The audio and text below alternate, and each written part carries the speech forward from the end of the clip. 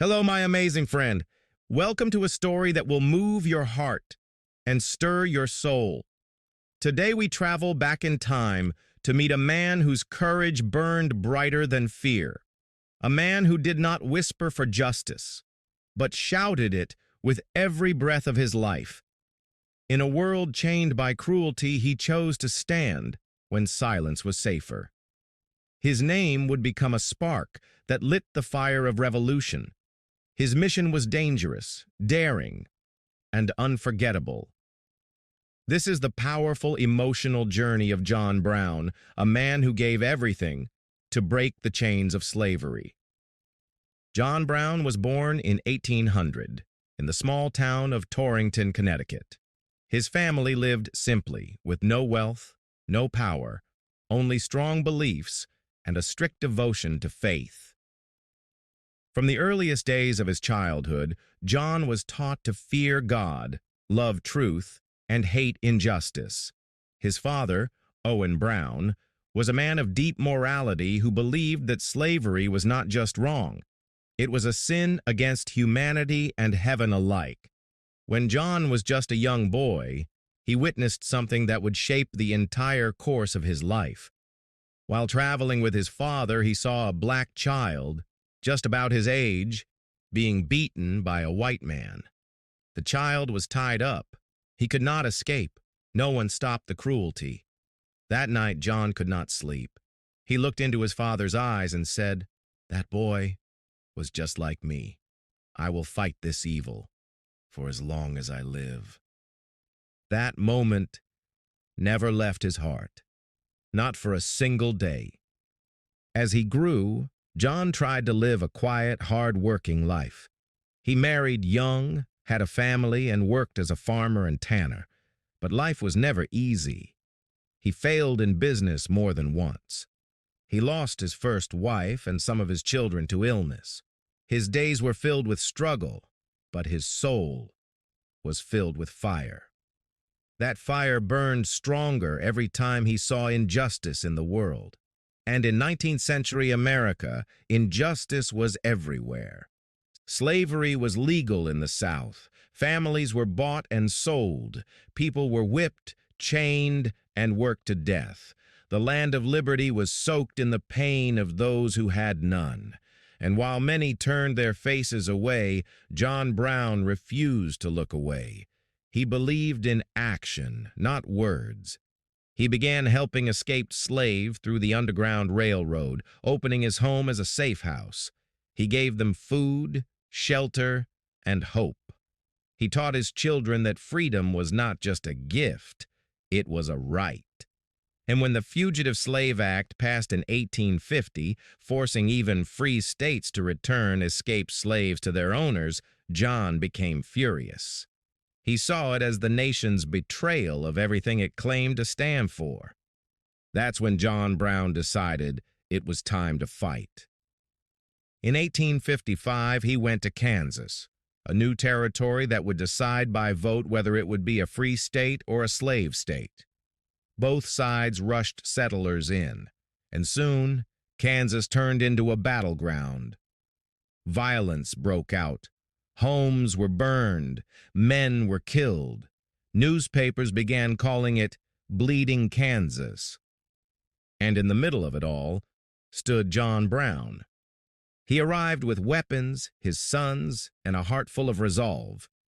He didn't come to talk, he came to act. One night he led his sons and a small group of men to a pro-slavery camp near Pottawatomie Creek. They pulled 5 men from their beds and killed them with swords. It was bloody. It was brutal. It was war. The nation was shocked. People asked, "Who is this man?" To some, he was a murderer. To others, a hero. But to John Brown, it was simple. "Slavery is war," he said, "and I am a soldier of God." He believed that if America would not end slavery with words, then it must end with fire. After Kansas, John Brown became a wanted man, but instead of hiding, he began preparing for something far bigger. He dreamed of a massive uprising of enslaved people, a rebellion that would sweep across the South, break the chains, and end slavery forever. And he had a plan. There was a place in Virginia called Harper's Ferry. It had a federal armory, a building full of guns and weapons. John believed if he could take that armory, he could arm thousands of slaves and begin the revolution. It was bold, dangerous, impossible, but John Brown had never cared about the odds. He gathered 21 brave men, white and black, young and old. They trained in secret. They studied maps. They prayed together.